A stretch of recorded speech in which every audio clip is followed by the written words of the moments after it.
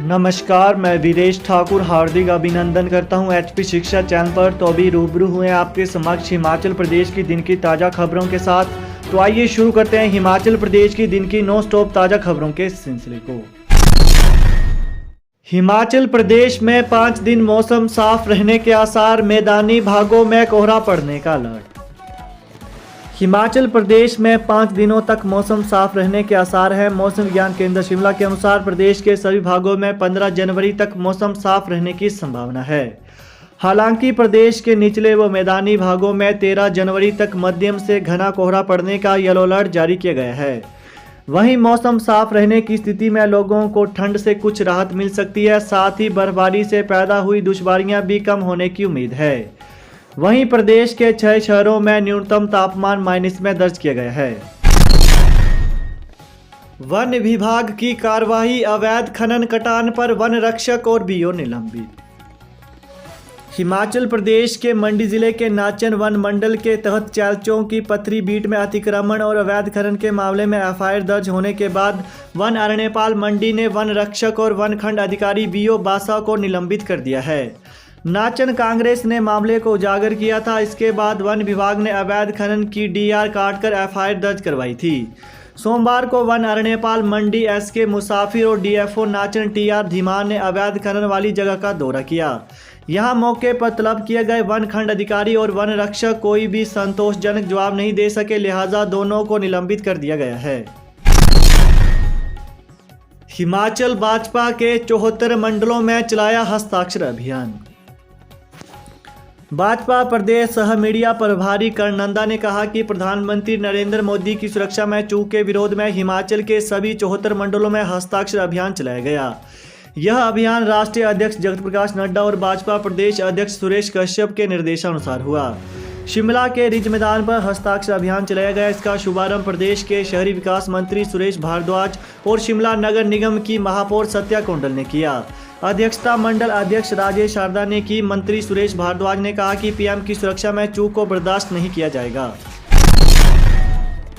100 से अधिक मामले आने के बाद कृषि विश्वविद्यालय तत्काल प्रभाव से बंद।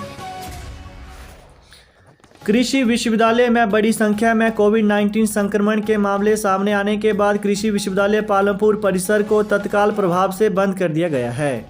कृषि विश्वविद्यालय में पिछले कुछ दिनों में ही 100 से अधिक कोविड-19 संक्रमण के मामले सामने आए हैं, जिसके पश्चात यह निर्णय लिया गया है 13 जनवरी तक विश्वविद्यालय का पालमपुर परिसर पूरी तरह से बंद रहेगा। यद्यपि आपात तथा आवश्यक सेवाओं से संबंधित कार्यालय तथा इकाइयां जिनमें विद्युत आपूर्ति, पेयजल आपूर्ति, सुरक्षा, कृषि तथा बागवान कार्यों से संबंधित रिसर्च ट्रायल जैसे गतिविधियां 50% कर्मचारियों की उपस्थिति के साथ जारी रहेंगी। वहीं वेटनरी, क्लिनिकल तथा मेडिकल, लाइव स्टॉक फार्म जैसी गतिविधियों 100% उपस्थिति के साथ जारी रहेंगी। केंद्र ने प्रधानमंत्री ग्राम सड़क योजना 2 के तहत हिमाचल को जारी की 171.25 करोड़ की दूसरी ग्रांट। केंद्रीय ग्रामीण विकास मंत्रालय ने हिमाचल प्रदेश को 171.25 करोड़ रुपए की दूसरी ग्रांट जारी कर दी है। यह बजट प्रधानमंत्री ग्राम सड़क योजना यानी PMGSY 2 के बैच ए के तहत दिया गया है।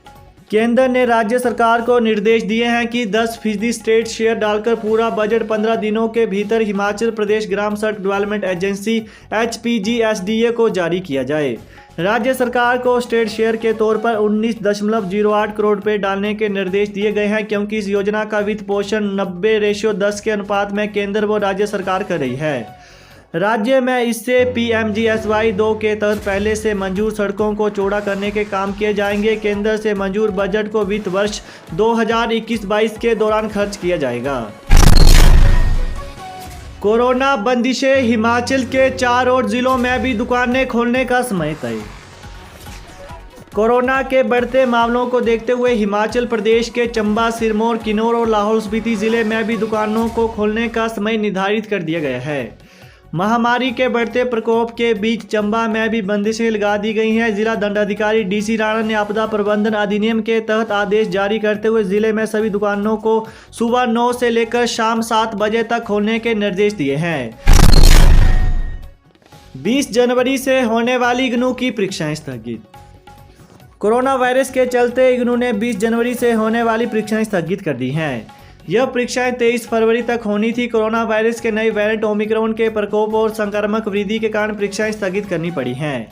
इग्नू अध्ययन केंद्र कुल्लू की कोऑर्डिनेटर प्रोफेसर सीमा शर्मा ने बताया कि इग्नू की जारी अधिसूचना के अनुसार परीक्षाओं का अगला शेड्यूल परीक्षा शुरू होने से कम 15 दिन पूर्व इग्नू की वेबसाइट पर प्रकाशित किया जाएगा।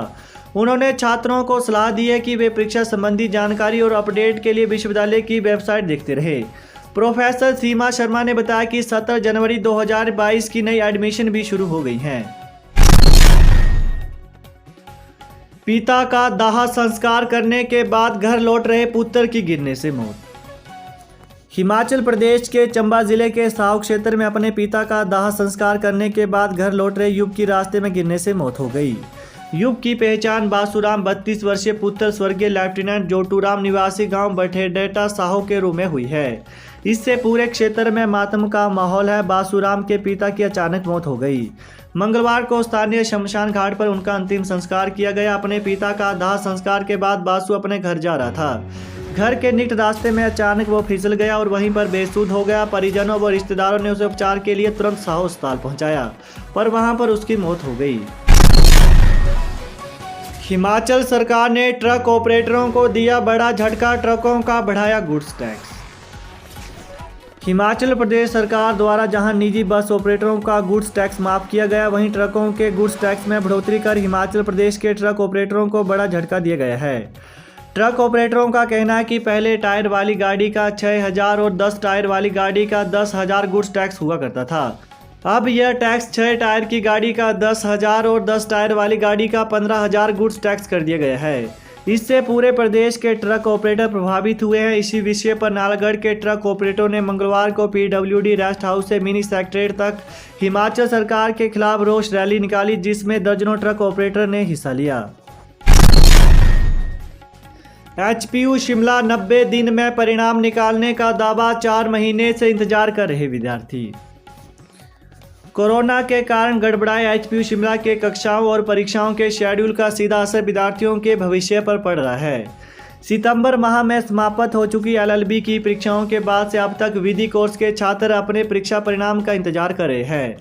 परिणाम घोषित न होने के कारण इन विद्यार्थियों की LLM में प्रवेश की प्रक्रिया भी अटकी हुई है। वहीं जिनकी डिग्री पूरी हो चुकी है, वे बार काउंसिलिंग ऑफ इंडिया से दिए जाने वाले लाइसेंस को भी पिछला परिणाम न आने के कारण नहीं ले पा रहे हैं।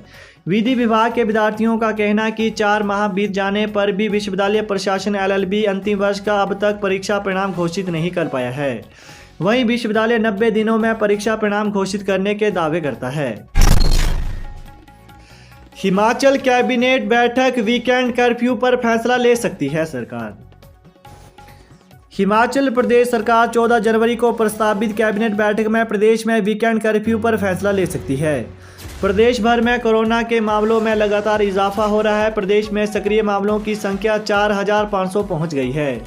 इसे देखते हुए जयराम सरकार ने पहले ही नाइट कर्फ्यू और सरकारी कार्यालयों में 50% स्टाफ के साथ 5 डे वीक व्यवस्था लागू कर दी है।